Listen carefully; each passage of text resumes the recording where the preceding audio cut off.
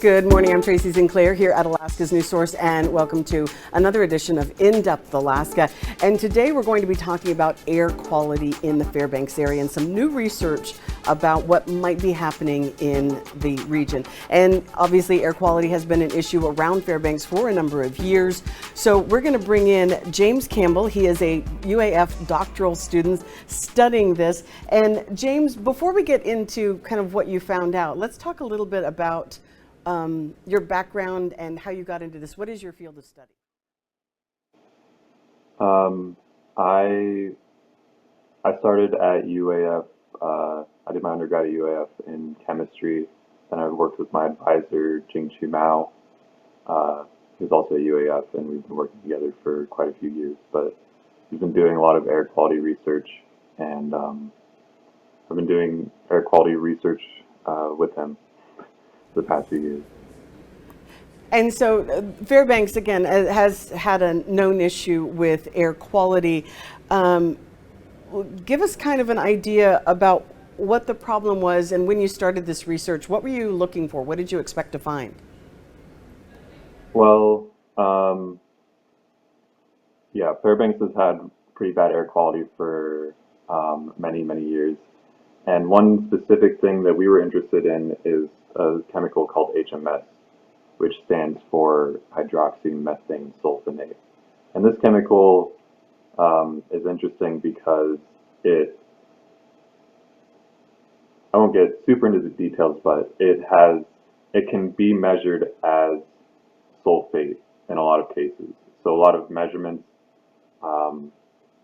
they think they're measuring only sulfate, but it can also measure HMS accidentally.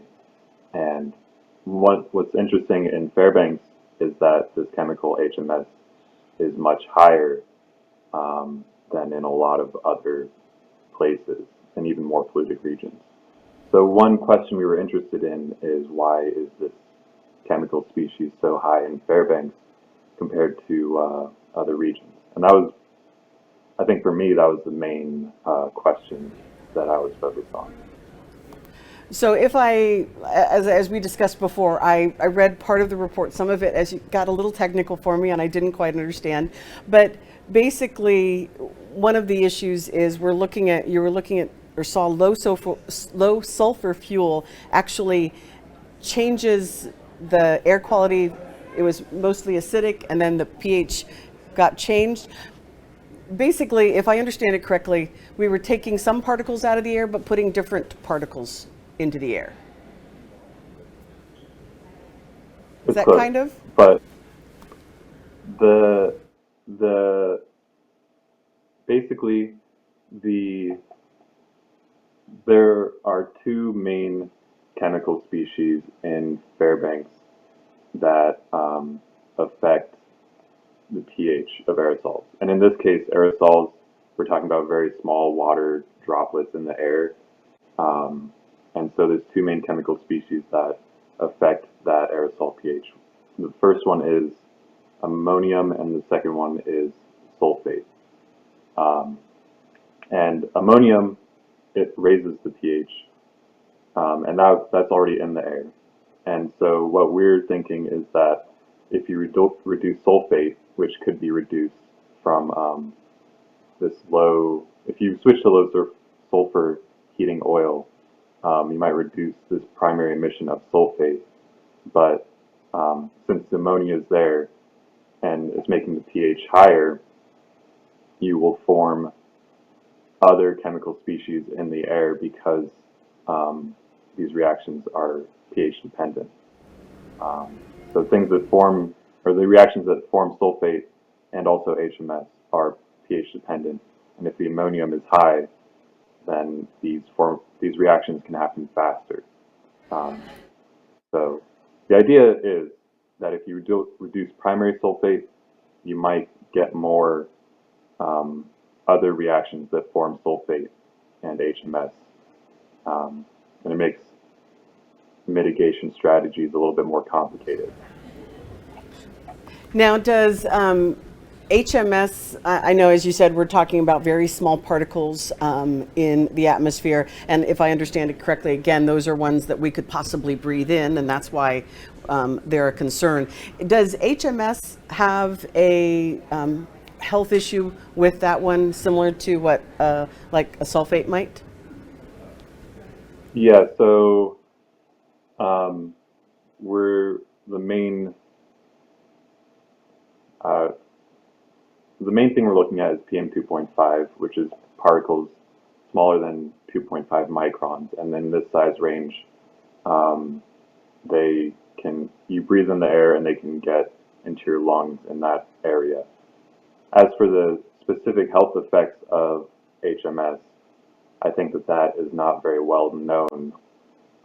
There are some speculations about it, but I'm not going to say what those are. I'm going to stick to the hard science.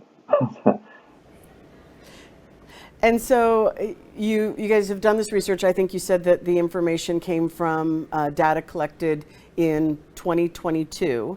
I know we've also reported recently that there are some new monitoring equipment that is going in. I guess the question is, what's next? What do you do with this information, and where do you go for your next bit of research? Well, hopefully the goal is to have this research help future mitigation strategies in Fairbanks, in the Fairbanks area. Um, there, we're hoping that this will contribute to that, because it makes the picture of air quality in Fairbanks more complicated. It makes it more difficult than just reducing one thing, because there are potentially other things that are going to be formed when you do that. So, yeah,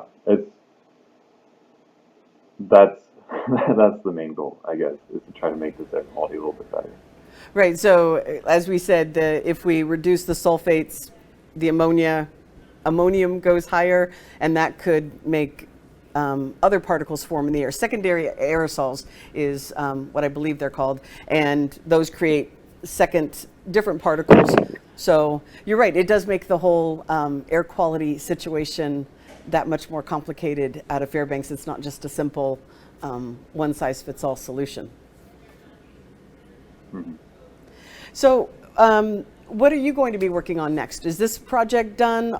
What's the next area of study for you? Well, for me, I mentioned HMS earlier. One thing we're also looking at is the precursors to HMS, the gases that form HMS. And there's two. One is SO2 gas, another one is formaldehyde gas, which are both relatively high in Fairbanks.